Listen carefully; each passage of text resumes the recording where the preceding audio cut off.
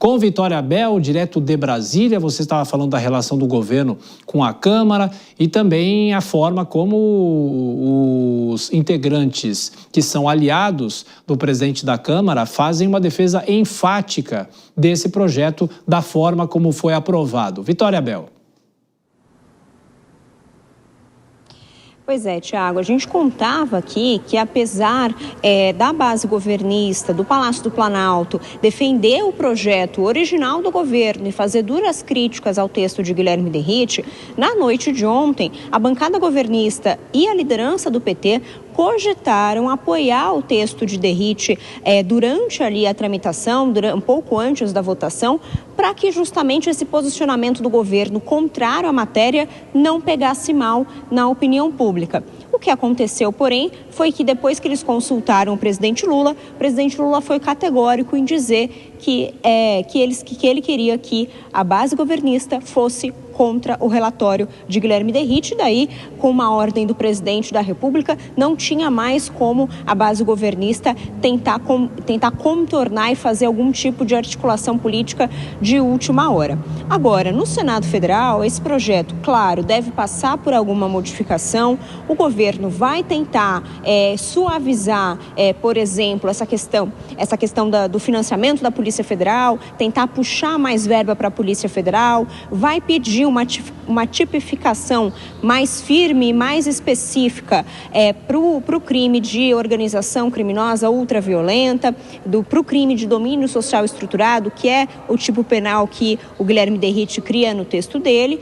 O relator Alessandro Vieira, do MDB, porém, é um senador de centro, não é um senador conhecido por ser governista. Então, o governo pode até solicitar essas mudanças, mas Alessandro Vieira não necessariamente estará inclinado a seguir essas mudanças. Um outro detalhe, porém, também é que se tiver mudanças no Senado Federal, esse texto volta para a Câmara. E daí, novamente, pode-se impor o texto de Derrite como texto final. A gente também destaca que essa derrota de ontem do governo repercutiu na cúpula do PT.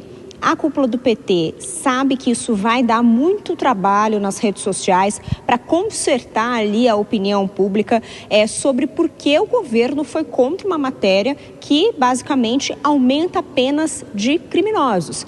Então, o PT já sabe que essa vai ser uma luta ingrata, foi a expressão que um dos dirigentes do partido usou para mim, luta ingrata, e que provavelmente eles devem perder feio essa temática da segurança, essa discussão sobre segurança pública daqui até a eleição do ano que vem, porque a direita novamente tomou protagonismo em cima desse tema. Tiago. Vitória Abel, os bastidores, de novo falando sobre política envolvendo a segurança pública. Você volta daqui a pouquinho, vou chamar as nossas comentaristas, a Denise Ciocari, a Denise Campos de Toledo e também a Dora Kramer. Começo por você agora, Denise. Ontem eu cheguei até a perguntar para a Dora Kramer se foi realmente uma derrota do governo. É possível fazer essa leitura e agora essa dificuldade que o governo vai ter para explicar e o próprio PT para tentar contornar o que aconteceu ontem?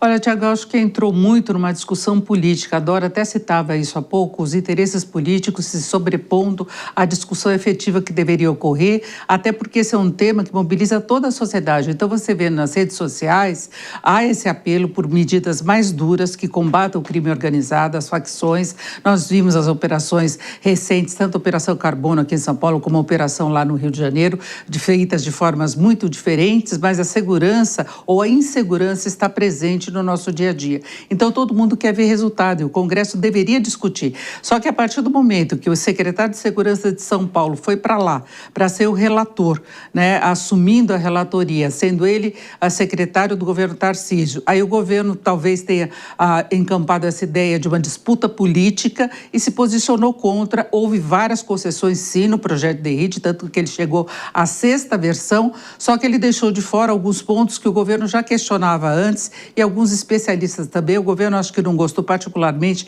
dele ter mudado o nome do projeto, que existia um projeto antifacção, que inclusive foi mandado de uma forma mais acelerada para o Congresso após a operação no Rio de Janeiro, e que o governo chegou a vacilar. A esquerda sempre tem problemas em se posicionar de uma forma mais clara quando há necessidade de uma ofensiva, quando ocorrem operações como a do Rio de Janeiro. Então entrou nesse embate político que talvez agora o Senado possa dar um encaminhamento encaminhamento melhor, porque as reivindicações não são assim tão fora de um contexto importante de combate à criminalidade. É aumento de recursos para a Polícia Federal, assegurar que ela tenha condições de trabalhar e evitar conflitos da legislação. São dois pontos importantes que Alessandro Vieira ressaltou e eu acredito que ele possa dar esse encaminhamento técnico. E o governo vai ter que se conformar se o projeto tiver outro nome, ele tem que, inclusive, participar mais das discussões de uma forma mais efetiva se ele não quiser perder a paternidade da iniciativa de um projeto de combate.